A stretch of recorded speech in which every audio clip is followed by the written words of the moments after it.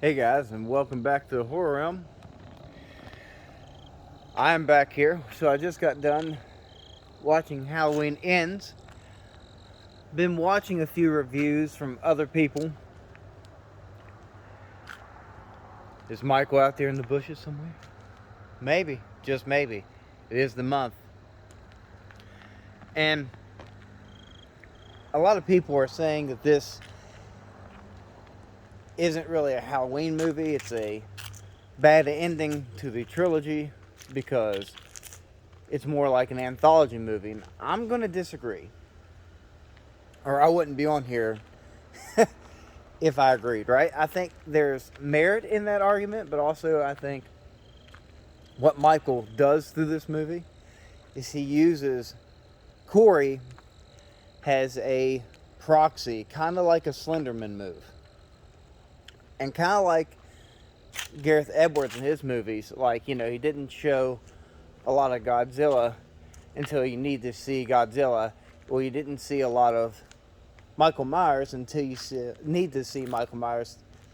And Michael, as we know, has that supernatural edge to him.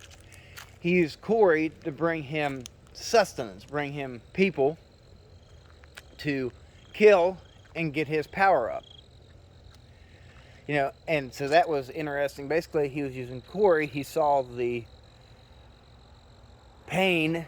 Michael used his supernatural ability to see into Corey to see what he'd been through, and he knew that he could use him as his proxy, which he did to power him up. And Michael knew the whole time what he was doing. That was cool to see them fight it out, but I'm strongly believing Michael ended up let him take the spoiler review, by the way, so all kinds of spoilers. When they had that last fight, and Corey's going to go try to kill Laurie Strode, and he needs the mask, trying to set Laurie up to play off her fears. I believe Michael let him win that battle and get that mask. That way he could go out and Corey wouldn't know it. I don't know if he wins that. Obviously Corey commits suicide because he thinks he's going to lose Allison, and if he can't have her, no one can. So he's had so much torment and pain. And he also is setting up Allison's grandmother, Laurie Strode, which is kind of clever. I don't promote suicide, but it's clever that he sets her up as him getting killed by her when he actually commits suicide. And, it's a very interesting thing that happened there. And Allison believes it for a minute. And it was really good storytelling there. But as far as Michael's concerned, Michael definitely used Corey as a proxy to do his work, to get his strength up. That way, when he came out, he was fully charged like a Duracell battery, ready for the final battle with Laurie Strode. That's why you didn't see a lot of Michael, not because it was meant to really be an anthology. And they had to have a really good character arc to carry the movie, since Michael wasn't the main. He was the main bad guy and the main villain, but he wasn't prevalent in the movie enough, so he needed another force to carry it and needed a good storyline and plot. And Corey's plot and character arc did that.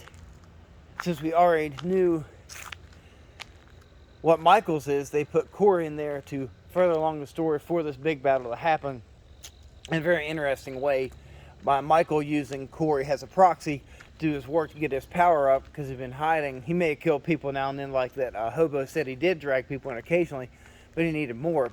He needed that fury, that horrific pain in Corey that charged Michael, and that's what he fed off of. Kind of like a symbiotic relationship. It was very interesting, very good. And a lot of people are saying, this could have just been a standalone, like Season of the Witch type thing. It could have been, but people are misinterpreting, I think, what the filmmakers are trying to do with Damn It and Gordon did. Mr. Green. I believe They knew exactly, and you had to have a strong character like that to carry the movie. That way Michael can get his big final battle with Laurie Strode, which was really good at the end. I thought it was a good payoff. And it was cool how they paraded him so the whole town could see that the boogeyman was gone. The shape has been killed and would be terminated forever.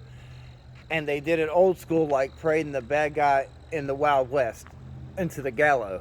Is basically what they did. Because you can't just bleed him out. You kept seeing he kept coming back. You have to destroy it completely. That's when they put him in the car crushing wood chipper, you know. I thought it was great, and I think that's how it was meant to be told. That everyone's getting the wrong spin, that it wasn't an anthology movie, because it's not. But they just needed a strong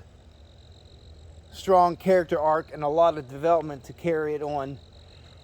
That way we could get Michael and Laurie in a believable situation at the end of the movie. And we're all emotionally invested in it. I think they did a great job. I don't agree with the anthology thing. I know a lot of people are going to disagree with me with that. And that's okay.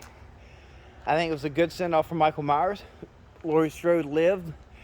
Michael died. The evil is gone. This evil, there'll always be another evil. As she's writing her memoirs, you know, at the end, there'll always be a new shape, a new form of evil. But it was really good, and I think they did a great job. The acting was great. The character arcs were great. Corey did a great job. You know, I don't know the actor's name. Never seen him in anything else, but he did great in this. You know, they were great. It was good. It was great. So that's what I think. I don't think it was an anthology film. I think they had to have a strong character. I think it was a symbiotic relationship. It was cool to see Michael get his power up, you know, through Corey to come out for one last battle with Laurie Strode, which he lost. And then they got to parade him out through the whole town, which was cool. So comment down below and let me know your thoughts. That's my take on it. Like, share, and subscribe. And as always, stay creepy. Love you guys. Oh, by the way, 415 subscribers. Awesome. Stay creepy.